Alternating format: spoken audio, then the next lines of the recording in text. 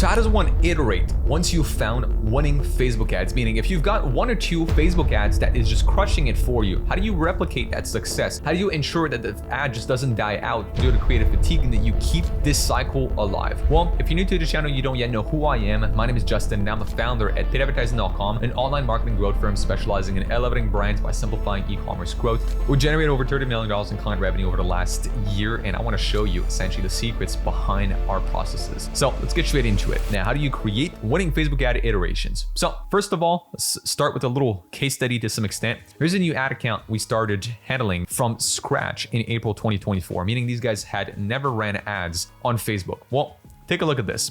ROAS for the last month is 4.71. You can see that the ad spend definitely wasn't that high. That is quite a small business. We did about $9.2 thousand in purchase conversion value in that time period. Now, all ads are within KPI, right? Every single one of these ads is profitable for the client. They don't need to do much more than like a 2x roughly, give or take, slightly under to be profitable. But let's take a look at the differences between each ad that we've had on this account. And the reason so, before I get to the CTR. So first of all, the first thing you want to look at is hard metrics, meaning in this case, ROAS.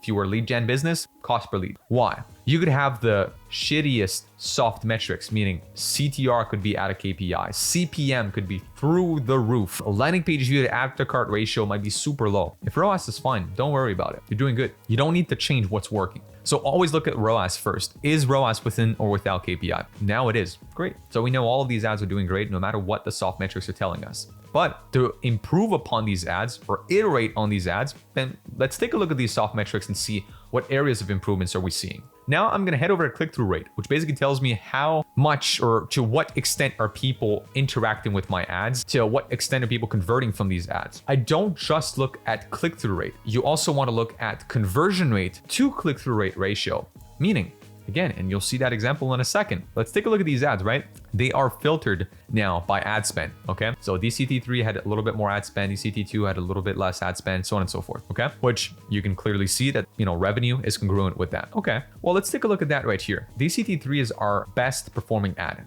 Does it have the highest click-through rate? Well, click-through rate all isn't that high. Why do I look at CTR all? Why do I look at outbound CTR?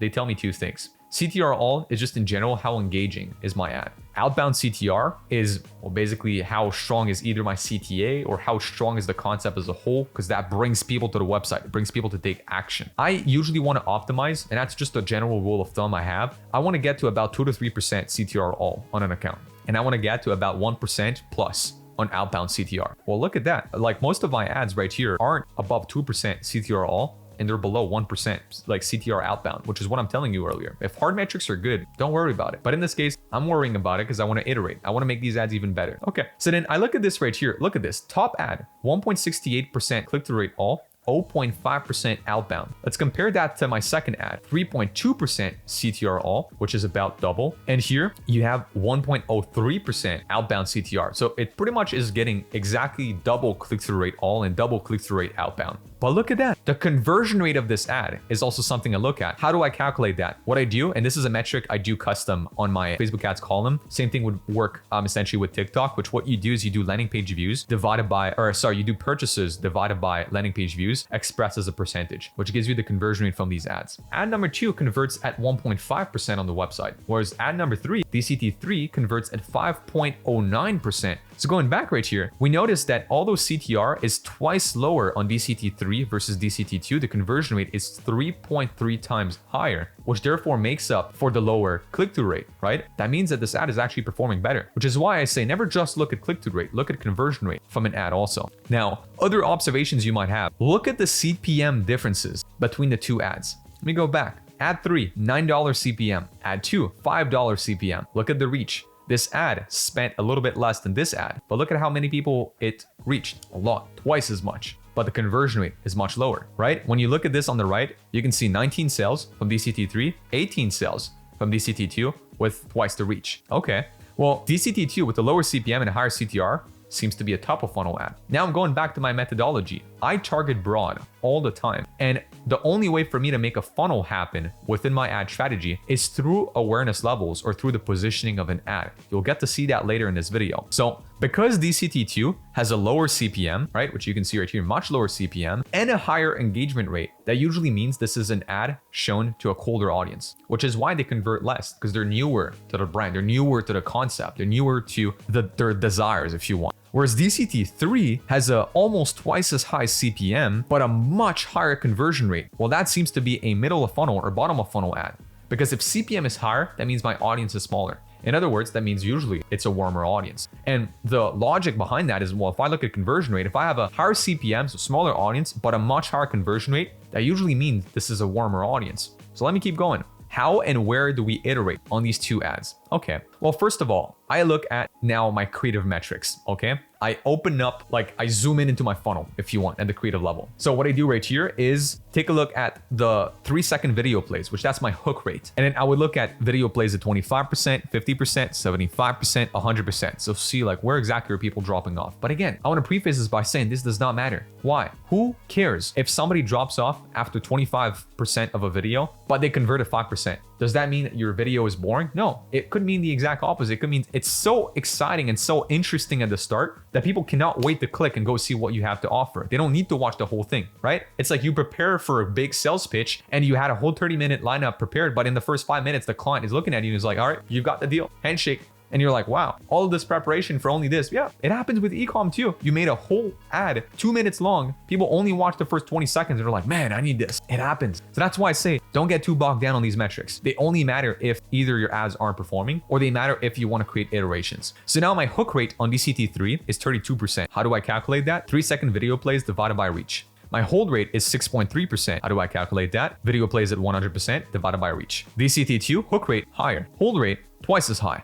So people are watching longer. Why? Because they're learning about it. Here, they're probably watching less. Why? Because they already know about it. They just want it. If what I'm saying is true, let's break down these ads. Okay, well, DCT3 versus DCT2. What is the mass market desire of these ads? They're both sharing the same mass market desire. I want to engage in a unique and exciting physical activity. All right. Now, what is the awareness level of these ads? This is a product/most aware ad. And here we've designed a solution aware ad. And how do we know that? Well, this is how my copy and my creative have been crafted, which proves exactly what I was expecting from the stats right here. A product or most aware ad is an ad tailored to a smaller pool of the audience because it's a narrow audience. This is what we would commonly know as like middle of funnel or bottom of funnel. These people are warm to the idea of like indoor surfing or engaging in physical activities like that client sells, which is why there's less people and why CPM is slightly higher, but also why conversion rate is higher. But if you did an ad account only with product or most aware ad, well, you're either going to tap out this audience at some point. Ads are either going to start declining because like people are going to keep seeing these ads, but like, look, they don't know yet that they need or want to go surfing. They don't know what's in it for them. And like just telling them to go surfing isn't really going to magically make them want to go surfing, right? They need some more convincing. Or if you have bigger players in your space and they spend more than you or they spend at the same rate as you, well, you guys kind of feed each other's funnel, right? So that's what you got to think about. The more people in your space are actively spending, usually the better that is for you. People are like, oh, I don't want to get into a competitive space. But yeah, well, if you are getting into competitive space, you can like siphon some of the traffic out of your competitors because like they might spend a lot of money on top of funnel ads. Whereas like you just need to spend in the middle of funnel and like being number 2 in your space is great. I actually saw a podcast from Tai Lopez lately who said you don't want to be an emperor. There's emperors, kings, and princes. Is like being an emperor or the number 1 guy, the richest guy in the world sucks. You got a lot of pressure. People are looking at you. It sucks. If you're number 2 though, or number 3 even, life is much better. It's the same thing as an e-com brand or same thing as a lead gen business or same thing as an agency. Being number 1 in your space is incredibly hard. Everybody's coming after your throat. Being number 2 or 3 means you can siphon off of the big players. There's nothing wrong with being a suckerfish instead of being a shark, right? So with that being said, going back into that, when we look at the hook, so DCT3, go surfing with our Tuesday 2-for-1 promo. That's quite aware, right? It's like, look, just go do the activity or like buy now or buy with this promotion. DCT2 though, discover indoor surfing in X city. Right? We're talking to people who might know of indoor surfing, but they didn't know it was to that new city. Because right now we're talking about like a somewhat of a new place, right? They haven't advertised much on social media. So people aren't really aware this exists. They're aware usually that technology exists, but not that it's there in their city now. solution aware. So what are the paths to iterate? Well, the ways I have to iterate on these creatives that I talked about today are the following. And I've actually organized them or ordered them by strongest impact. The biggest impact I can have in an account typically is to do the same concept with a different hook. So I basically do the same body of my ad. I change the first 3 seconds bit, and I essentially have like same desire, same awareness level, same essentially like overall angle, but I change the hook, right? Because going back to that, yes, this DCT3 and DCT2, they're both actually with a very healthy hook rate. Could I make it better? Maybe. I don't think that's the lowest hanging fruit in my situation though. I'm just saying in general, that's usually where you would want to focus on first. Another way to iterate, same concept, different creative type. These 2 ads actually, DCT3 and 2 are videos. DCT1 was actually a static. Well, what I could simply do is I could take the exact same concept here, the same hook, so the same claim, the same awareness level, the same desire, and just make a static ad out of it. That's another way to iterate. It makes the same creative, basically the same concept, stay alive for longer because people are seeing it in different ways, right? So it gets interesting. It keeps things spicy. Now, same hook, different body. I think that would be great, especially for my DCT3, because my hold rate really isn't that good. As I said earlier, who cares if people are converting? They are right now. But I care because I want to improve. I always want to do better. So I'm gonna focus on improving my hold rate. How do I make people hold longer? Well, I make my creative more interesting. I make them want to stick longer. Okay, how do I do that? Faster editing or pacing, right? Or different song in the background, different arrangement of clips, right? Those are all ways I can change the body. I can keep the essence of the ad, but make the creative more interesting to improve hold rate. Now, other way to do that is to make a pretty much a different concept, right? So same mass market desire, basically same mass market desire. I want to engage in a unique and exciting physical activity because now I know that this desire has to be strong because it's working. Great, that's a good desire, but I've only done 2 ads about it now. I've done a product / most aware ad, and I've done a solution aware ad. What if I went with a problem aware ad, right? Somebody who's just bored on a weekend, doesn't know what to do, just fights with their kids, but hey, go surfing with them. Bring the family to surf. It's a great way to, stop the boredom, etc., right? Problem aware ad. They don't know that surfing even is an idea, so on and so forth. Okay, so same mass market desire, different awareness level, hook and concept as a whole. And other way to iterate is to pick the same awareness level, but a different mass market desire, right? So I'm like, okay, going back to what I said earlier. So as an example, this only works if you have other big players in your space that are advertising to all the awareness levels, or if you already have a healthy funnel. So let's say in this case, I have a solution aware ad that I know is bringing me top of funnel people, and I have a product / most aware ad that I know is actually converting. So in this case, I actually know I have a solution aware ad that is bringing top of funnel people, and essentially I also know now that I have a product aware ad that is converting these people. Great. So there's nothing preventing me from making another solution aware ad, right? To bring in more people to this ad. Or there's nothing preventing me from making another product aware ad because I'm getting twice the traffic right now from this top of funnel ad. So I could make up with another product aware ad perhaps and capture more of these people. So similar awareness level, but different mass market desire. Okay, so what I could do is again, keep feeding this ad with a slightly different mass market desire.